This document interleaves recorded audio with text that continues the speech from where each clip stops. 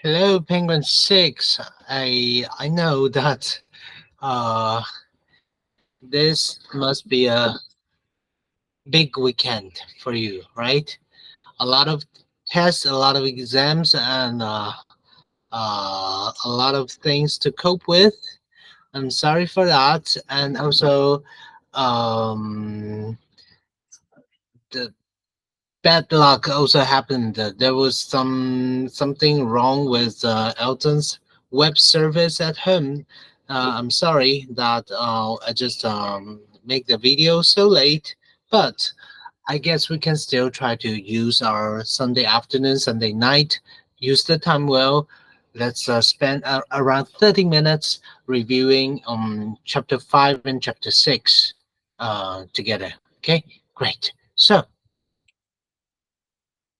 um, page 78, 78, of course, right? So let's make it larger. Okay, so uh this planet is full of different kind of creatures, all right, from small to large, large to small. How large are eyelash mites? They're zero point 0.3 millimeters long, right? How do we see them uh, when they're so small? We can only use a microscope, right? They may look horrible, but they're very common. They're very easy to see. Where is the habitat of the eyelash mite? Right on our eyelashes, right? How about the characteristics? They are organisms which eat our dead skin cells, and they crawl over uh, our skin at night. Okay, right on the eyelash, right on the face. Ugh, yuck, but it's true. Okay. How about the seahorse?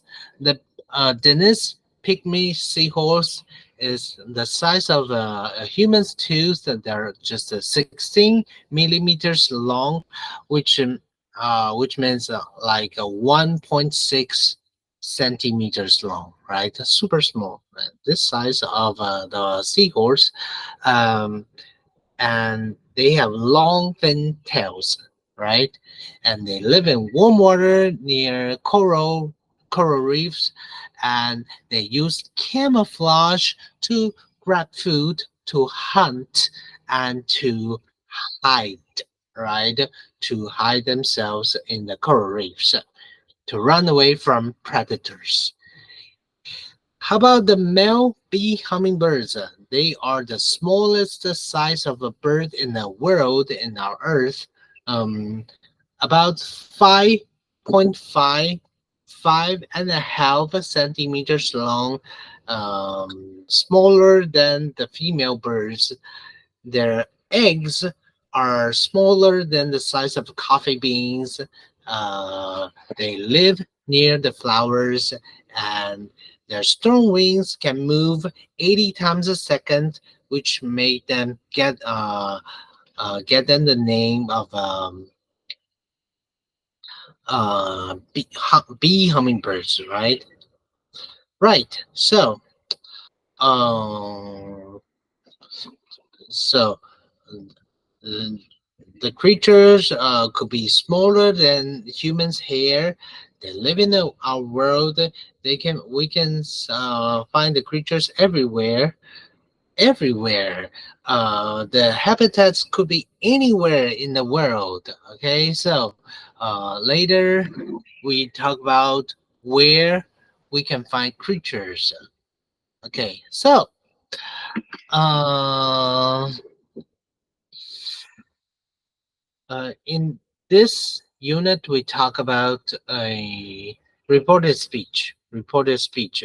So it has black spots. So he wrote that it had black spots, right? So it walks faster than the ant. So he wrote that the creature walked faster than the ant. He wrote that it had 6 legs. Uh, I think it's male, so he thought it was male, right?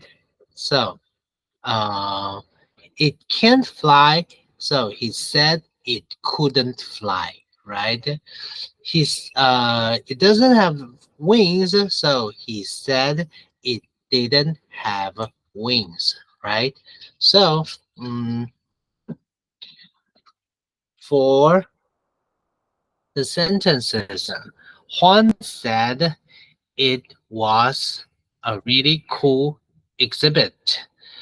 Mario said he hadn't liked the green tiger beetle. Eva said she really liked the beetle photo, and Sergio said he hadn't liked the exhibit. Maybe he didn't like bugs or insects, right? Rosa said she thought the Paris peacock was beautiful, and Lucia said the jewel beetle was really colorful, the jewel beetle. But Paris peacock is a kind of bird, but right here, Paris peacock refers to a kind of a butterfly, which looks like peacock, right? And how about the green tiger beetle? Did anyone talk about the green tiger beetle? Mario, right? How about Miguel? Miguel said the dead leaf grasshopper looked really looked like a leaf, right? So this is how we report. But in this chapter, we also talk about the order of adjectives. If you have more than three adjectives in a row in a sentence, this is a charge. This is the rule to put the order of adjectives. But it could be difficult for us to remember the order, right? So this is why we have a mnemonic called o-com, right? O opinion, for size, that ad means age, young or old. Means shape. Dot com, for color. O for origin, where it is from, and for material. It could be difficult for you, right? Actually, I don't think it appears in the class, in the test, but I think it still deserves your attention, because OSASH.com, if you learn about the rule, if you get familiar with the rule, it really makes you different from other students, because you may only learn it when you go to senior high school, I guess. Okay, so OSASH.com, I believe you can um, at least try to, you don't need to get familiar with it, but try to learn about it. Okay, good. So I firmly believe this will be your reading, but I don't really know. God only knows. But let's check out. This is a very interesting article. It says, first of all, how many species of animals are there on Earth? There are 1.5 million species of animals on Earth. And do we see all of the species of animals every day? We may see some big colorful animals like birds, like mammals, like the fish easily, but if we look closely, we can actually find the tiny, super tiny creatures which may take the microscope to observe, to notice them, right? Um, 80% of the world's species are insects. But if you look closely, look at the ground, every cubic foot on Earth has life inside of it, right? Just like this. So there was a photographer called David Lichwager. I believe he's from Germany. Um, he wanted to find out how many creatures there could be in one cubic foot. So he made an empty 12-inch cube with a green metal frame. He put it in 5 different places around the world. Which 5 places? First of all, a tropical rainforest in Costa Rica, and then um, here a coral reef in Pacific Ocean, Table Mountain in South Africa, and a freshwater river in the USA, and he chose a city park in New York. Why a city park? He chose places without a lot of people, and he chose one place with a super many people, right? So he put a cube in each place for how long? Each place for 3 weeks.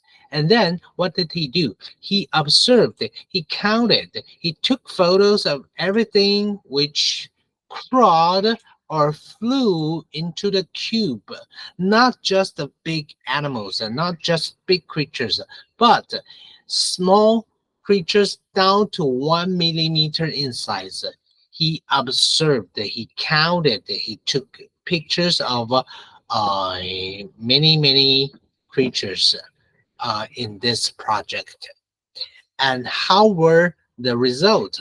The results were so amazing. Liz Wagger, the photographer, the observer, he found both common and rare creatures. He he even discovered some new species, not just some, many new species, many new species no one had ever found before. For example, he discovered a strange transparent octopus, which was which is the size of a fingernail. The fingernail, if you see the nail, it's so super small and it's transparent. You can see through its body. Mm, and then um, in this project, he observed it and he just discovered more than 1,000 different organisms. He studied more than 1,000 different organisms, which is really amazing. And how about the results were amazing? How about the experience? How did they feel about the experience? He described that the experience was like finding treasure. Okay, and they had 5 spots for this project. He put the cube, the empty metal framed cube, in 5 different places, right? Which spot had the most biodiversity? Of course, the coral reef had the most biodiversity, right? But uh, all other places were also full of life. Even in the city park, it was still like full of life. Okay, so life on Earth is really amazing, right? So if you just read it again, of course. So, 1 cubic foot means 12 inches, 12 inches, 12 inches, 12 inches. In Chinese we say 立方公尺, right? 立方英尺. And he found rare species, rare um animals, creatures. Rare means not common. You don't see them every day. Biodiversity means the variety of different lives on Earth. Okay, different kind of animals, not just the same kind of animals. Okay, maybe not just fish, but in the coral reef, maybe there are shrimps, there are crabs, there are octopuses, there are jellyfish, there are fish, there are different kinds of fish. There could be coral, there could be seaweeds, or many different kinds of sea animals. Maybe sharks. We don't know, right? So. mm this is biodiversity. How about species? A species is a kind of animal, right? And freshwater, not salt water. Observe means to watch carefully, okay? To see something carefully. You don't just give a glimpse and look away. You observe it. You look carefully, watch carefully. Okay, so how many species are there on the Earth? There are about 1.5 million species on Earth, right? How about uh, the cube in each place for how long? 3 weeks. 1 millimeter of in size of creature, right? How about 80%? 80% means 80% of the species on Earth are insects, right? Five habitats. Which five habitats did he choose? Tropical rainforest in Costa Rica, coral reef in Pacific Ocean, Table Mountain in South Africa, a freshwater river in the USA, and the city park in New York, right? And also a 12-inch metal frame, empty metal frame to observe, right? He observed that any kind of animal which crawled in the 3 weeks. Okay, and also in the five habitats, which one had the most biodiversity? Of course, the coral reef had the most biodiversity, right? I don't know how much time we have spent. Let's do it quickly. No, so uh, Denise pygmy seahorse, right? The Denise pygmy seahorse is a species of a fish that is found in Asia. It's in the Pacific Ocean, right? Pacific Ocean or where? I'm not quite sure. I'm sorry. So the natural habitat is the coral reefs deep under the sea. Where are the coral reefs? The coral reefs means anywhere from 13 to 90 meters under the surface, under the sea level. Okay. Uh, the seahorse uses camouflage to hide and to hunt, right? It eats the soft coral in the reefs. It grabs food that floats by and that swims by. The Denise pygmy seahorse is light orange in color with a long, thin, pointed tail with a strange head that looks like a seahorse, a horse. It grows to a total length of 16 millimeters, 1.6 centimeters, 0.6 inches. And according to an Australian biologist, Rudy Queter, why is it so small? The small size helps it escape from predators easily, right? To hide. And an interesting thing about the Denise pygmy seahorse is that not the mothers, but the fathers, the males have the babies, not the females. The males can carry from 10 to 1,000 babies during their lives. And um, it's a small and delicate seahorse. It's a small and delicate creature. Um, they are able to survive because it uses a camouflage to hide and to hunt, right? Deep into in the ocean, in the corals. So we just jump to Unit 6 very quickly. Okay, Unit 6, Unit 6, Unit 6. To save time, I don't try to pause and make another video. Let's jump to Unit 6 quickly. Okay, so smart choices. Um, every day we buy different products, right? Every day we are customers in different aspects. So if we buy products that break easily, how do we feel? We don't feel happy, right? And why do we say it's bad for the manufacturer if their products breaks easily? If the product breaks easily, it can cost a lot of money to replace a broken product. And also, unhappy customers may tell other people, tell other friends or family if the products isn't good quality, right? If the quality is not good, the bad reputation just travels so fast.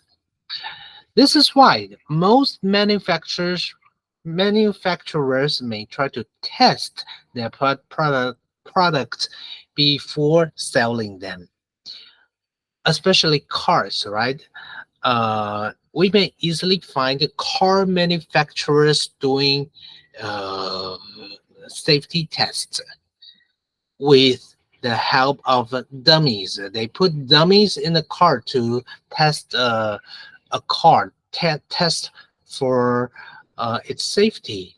They do crash test. They put dummies in the car to crash the car, boom, to see if the car is safe enough for people, right?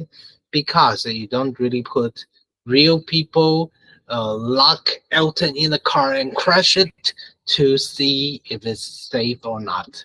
We don't do that, right? Or you may try to do that in the future. I don't know, but um, in the class we also talk about the concept that days before in the past and in history, some car manufacturers had they even bought the John Does, the uh, cadavers, the dead bodies, the corpse from the hospital, and they made the dummies from the cadavers, which is really scary, but it's true. It's a horror kind of history. It happened before, but I don't think it happens nowadays. Also, toys are tested. Why? The torque test. They twist toys until they break it. They want to find out how strong, how safe the toys could be for children, right?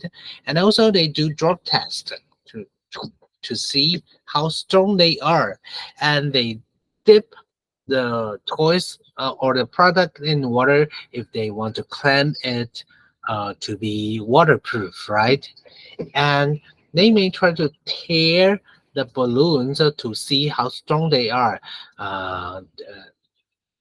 If the products do not pass the test, the manufacturer may try to do something to fix the problem. Okay, so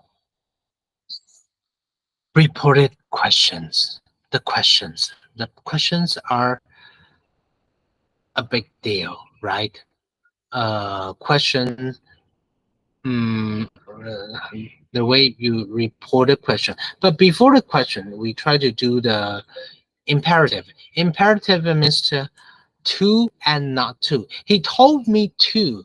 He told me not to. For example, hey, you should look after it. So he told me to look after the drum. Okay, this is a drum, drum, drum. Drone, right? Uh, no, we see this kind of machine more and more frequently nowadays. And they told me to wipe the screen after we play it. After you use it, you should wipe the screen. They told me not to take out the batteries.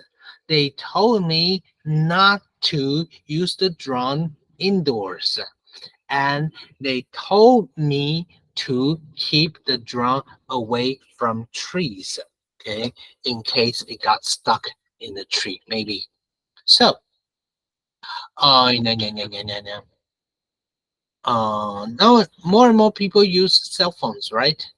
Reception, Wi-Fi signal, the apps, text message, the keys. Now we use the keys right on the touch screen, right? And also, when you crash it, when you drop it, there could be some wear and tear, and they may do some drop test to the phone to see how they survive from the wear and tear, right? So when we ask questions, we may also report the questions, right? As we report the question, as we said, we have two kinds of questions, WH questions and yes no questions, right? So, can I help you? Can I help you? She asked him, right? For can I help you? For yes no question, we need the help from uh Eva, right? Eva. So, can I help you? She asked him. So she asked him if she could help him, right? How about, do you have, the boy asked, the customer asked, do you have any smartphones with good cameras? He asked her if she had any smartphones with what? Good cameras, right? Cameras. Period or question mark? Question mark. Okay. When you report, you don't need a question mark. Sorry. Period. You use a period, another question mark. How about the girl asked him? She asked him if the phone had wireless charging, right? Wireless charging. Okay. And she asked, okay, for WH question, how much does it work cost? How much does it cost? She asked him. For WH question, first of all, hi. First of all, please make sure you keep the question word. Keep the question word. Okay, keep it. How much? Keep the question word. And secondly, after the question word, the way you answer, the way you report, how much does it cost? How do we answer? It costs how much, right? So how do we report the question? How much it costs? Okay. She asking how much it cost. How about when can I have it? He asked him. Number 6. He asked him, when can I have it? Where's the question word? Where's the question word? When, right? When. So first of all, we keep the question word. When can I have it? So when, keep the question word. When can I have it? So you can have it. How do you answer after the question word? You can have it. You can have it. Maybe on Monday. Maybe next week. Okay. This weekend. Okay. You can have it. The time, right? So he asked him when you can have it. So who's that you? The boy, the customer, right? So when he could have it, right? he could have it. So for WH question, make sure you keep the keep the question word, and then report as you answer. The way you answer, the way you report. The way you answer, the way you report. This is why some teacher may tell you to say goodbye to do does, right? Say goodbye to do does, and it cost. But for question in for number 6, can we say goodbye to can? No, we don't. This is why I said report as you answer. The way you answer, the way you report.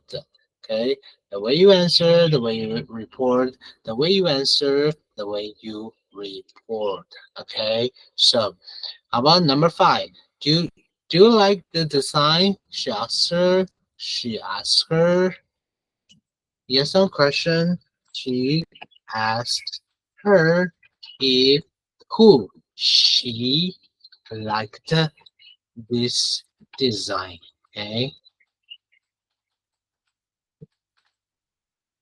and for the questions, and there must be a lot of pronouns and possessive. Please make sure who is talking to who is asking who. Okay, I, you, we, they, he, she, it, and my, your, his, her, our, their. Make sure you try to think carefully before you report. Okay, first of all, try to remember about the rules. Secondly, remember to check who is asking who. Let's see. Sorry, you, we, they, he, she, it, okay, and mine. Who think it is? Your, his, her, their, our, okay, your, okay, its, okay. Make sure you think, make sure you check the pronouns and possessive very, very, very carefully, okay. Don't forget about the rules. Don't forget to check before you finish your test, okay. How about the ad detective? It's difficult, but let's read it very quickly, okay? Every day we see a lot of ads. Where do we see ads? On TV, in magazines, websites, in the street, computer screens, on our cell phones. We see a lot of advertisements, right? We also hear them too, right? From the radio, from the podcasts. Um, Sometimes we don't even notice them. We don't even notice them. Next watch a movie, try to check or observe carefully how many brands, how many kinds of products do you see in a movie, because actually it's not like the movie maker try to use the product. It's like the movie company, they may charge the manufacturers, they need to pay money to get into a movie. So if you see in a movie, why does Tom Cruise use a Dell computer? Why does the office use HP printers? Why um sometimes why not Apple? Why not and the other thing is next time try to watch, try to observe what kind of browsers do they use, do people use in a movie. For example, does any TV show, why don't they use Google? Why never Google on the screen? Because if you use the picture or the logo of Google, you need to uh, Sometimes the brands pay for to the company, or sometimes they need to pay for Google if they want to use the logo. It could be complicated. It depends on which company authorizes um, uh, is a legal issue anyway. So, are you an ad detective? Do you understand how advertisements work, how they work, and what kind of message do they send? What kind of a message they want to give, right? So, here are some five very useful uh, advertising techniques people often use. First of all, group pressure, right? Group pressure is like everyone has it. You should have it too, okay? For um ads like if they want to sell Pokemon, if they want to sell, I don't know, uh, for cartoon products, they often use the group pressure. Hey, this 战斗陀螺 is so cool. Everybody come to buy it. Okay, or uh, this new product is from 鬼灭之刃 or 角落生物, right? They're cute, they're cool, come to get it. And parents need to take out their wallets to pay, right? How about number two, association? That kind of ad just show handsome or healthy or happy faces. It's cool and beautiful. So they may make you think if you buy their products, you may be as beautiful or healthy or as cool as these people, right? How about testimonial? It's like somebody says, buying something is cool, something is useful, something really works. Hey, this kind of cleanser for clothes really works. It makes your clothes so clean. Trust me, you can make it, right?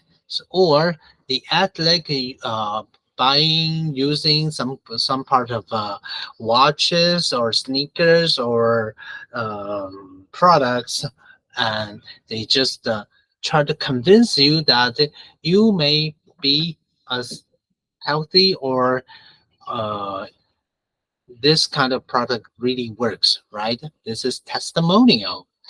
And also repetition. They just repeat the name of the product over and over. Head on. Apply directly on your forehead. Head on. Apply directly to your forehead. It eases your headache. It works. Head on. Head on. They repeat the name of the product over and over again and again and again and again. Or they may use the technique of time pressure. Oh, buy it today. The sale ends up this month. Come and buy it quickly. So these are some very useful techniques. So ads are interesting, but you can you can make better decisions about when or what to buy, right? So here are some tips. First of all, please read the product review. You can see a lot of reviews are right on the internet, right? And also you can try to compare A and B or A, B, C, compare. Okay, and you may go to the store to test them, to try them before you buy them, and also, always wait for 24 hours before making a decision. Okay, and this is better solutions. Here's some tips to help you make a better decision before you buy it. Right. So, good points and bad points about this backpack. This is a good quality backpack, right? It is made of strong material that will survive a lot of wear and tear. Uh, it's also waterproof, so books don't get wet in the rain. And also, it's light. It doesn't weigh a lot. Why? Because although it's not made of leather, it doesn't look as cool as leather. It's fine. Leather could be heavier, right? Why not heavy backpacks? Ever since heavy backpacks could be bad for your back, right? So, um, if you worry about how it looks, it may not look as cool as leather, but the backpack has many colors and designs. Okay, and the only shortage, the only problem the girl thinks could be a shortage for this kind of backpack would be the straps. The straps are a little short. Even for her, she thinks it's a little short. This is why she suggests that people try it on before they buy the backpack. Other than that, she really like the backpack because uh, it's strong material. It survives a lot of wear and tear. It's waterproof. It's light. It doesn't weigh a lot, and then there are many colors, and it comes in many colors and designs. Although it's not as cool as a leather, the straps are short, she still likes it, right?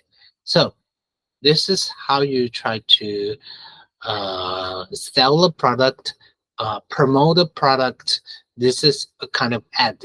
And what kind of technique does it use? I think this is testimonial, right? The girl tells you about her real experience, how she thinks, why she likes it. Okay, testimonial. So, um, you don't have too much time. I know.